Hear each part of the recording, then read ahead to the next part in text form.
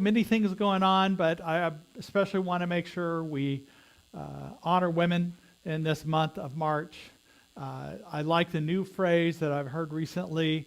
It's Women's History Month, but it's also about empowerment and finding ways to empower that divine feminine, and women in all ways, that they have equal rights. They have the ability to speak their voice, to be present, and to be heard and valued and understood right where they are. And I assure you that we do that here, and we also advocate for it to happen in all sectors of life. So thank you for being a part of a community that celebrates women in all ways and their empowerment. This coming Wednesday, right after the Wednesday meditation at 7 p.m., we're doing a ritual.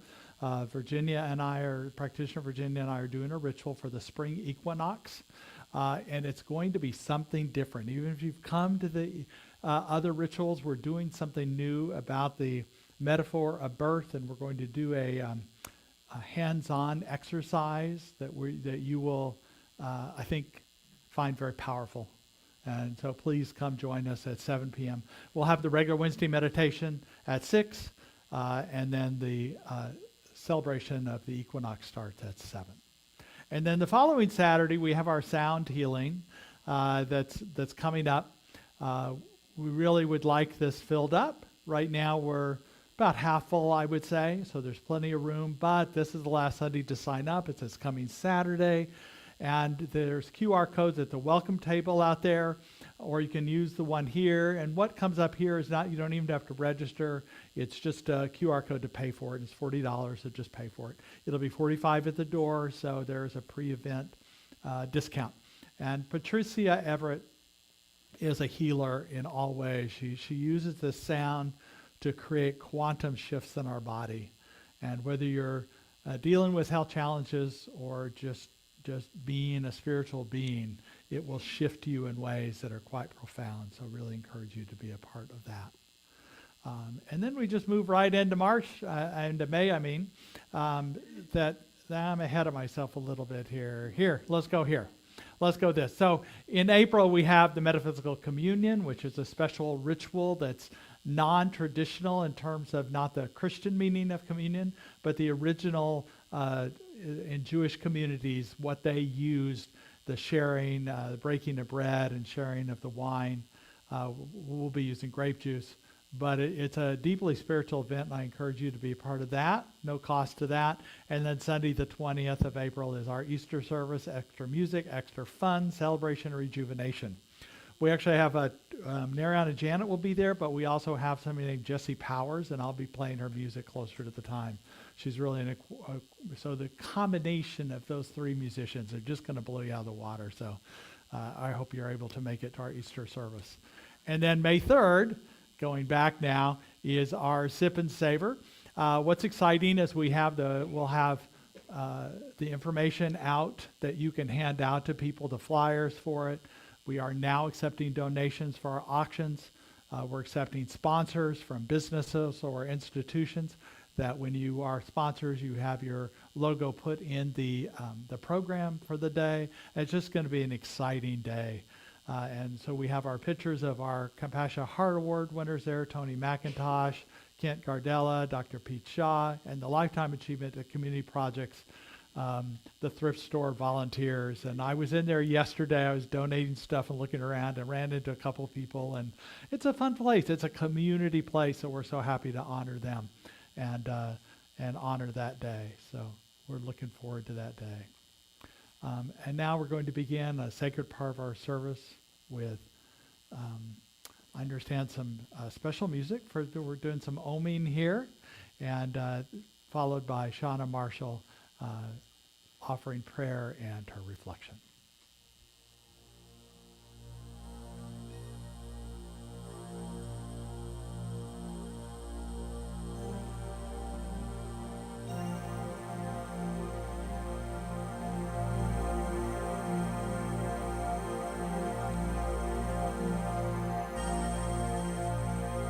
Join us.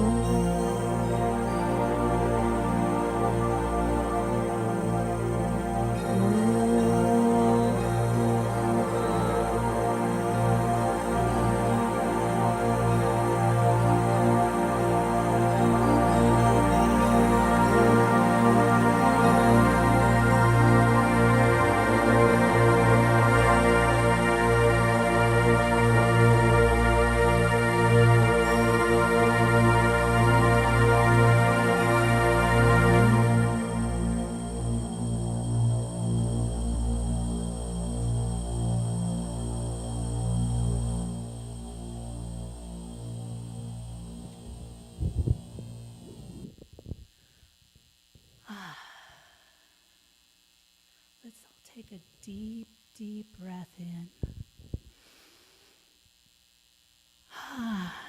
And release. Letting it go. Feeling this moment. I feel you. And I feel it.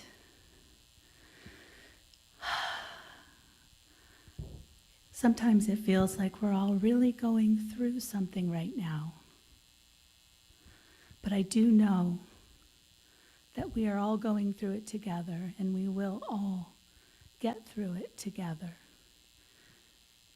And I'm so grateful for this community, for this consciousness that is creating a world that works for everyone.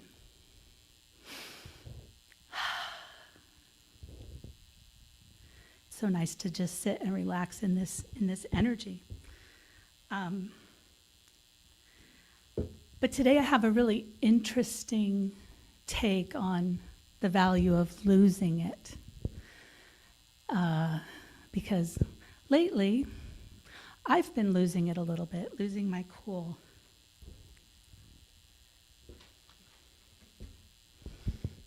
I have a slide, thank you. I don't know about you. So a couple of years ago, I learned something that really stuck with me. Two of our lovely practitioners, Dana and Dawn, held this mindfulness workshop, and they introduced me to a Harvard study that showed that it takes 90 seconds to move through an emotion. It just 90 seconds for it to pass through your body chemically, neurologically, physically. And unless you became triggered and continued to repeat the pattern, science showed that in just 90 seconds, it could pass through. This unpleasant feeling could just pass right through you, breaking the pattern of thought that created it. So I came up with something that helped me to remember to forget about it. Now, I don't know about you, but I remember from school, you know, the idea that I was just going to catch on fire was kind of terrifying, and I never really thought it would actually happen. But lately I've been thinking about it in a different way.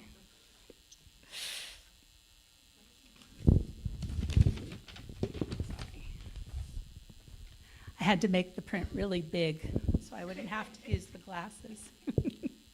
Now, right now, it might feel like things are a little out of control, burning.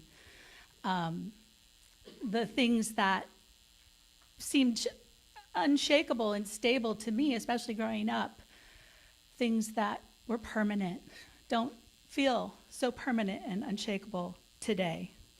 And sometimes it feels like things are getting out of control. But thinking about that study, I realized that I don't have to keep fanning the flames. I don't have to keep losing it to continue to find it. And I know that it's my connection to spirit that's going to provide me with the direction that I need to move forward. So I know that fear is a force that separates not just me from others, but from me from myself. So I want to bring love, which expands and fills that space. And it's as simple as remembering to stop, drop, and roll. Stop what you're doing, break the pattern, drop into your spirit, drop into your center, drop into your sense of self, and then just let it roll off of you, right? Stop, drop, and roll. But once I'm connected to the sense of self, that highest good and that greatest joy, I know that I don't want to just react. I don't want to just roll with it. I want to flow, and I want that flow to come from my center, to come from that place where I do feel connected. So I don't get scared.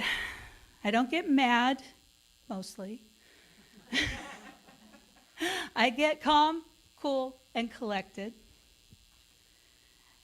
Finding that center and stopping, dropping, and letting it flow out from that place where that cool, clear fluid of love will put out any fire, any fear, any burning. That connection is what will wash away the flames. And moment to moment, I can continue to let it flow. Of course, lather, rinse, and repeat. As necessary, stop, drop, and flow. Thank you.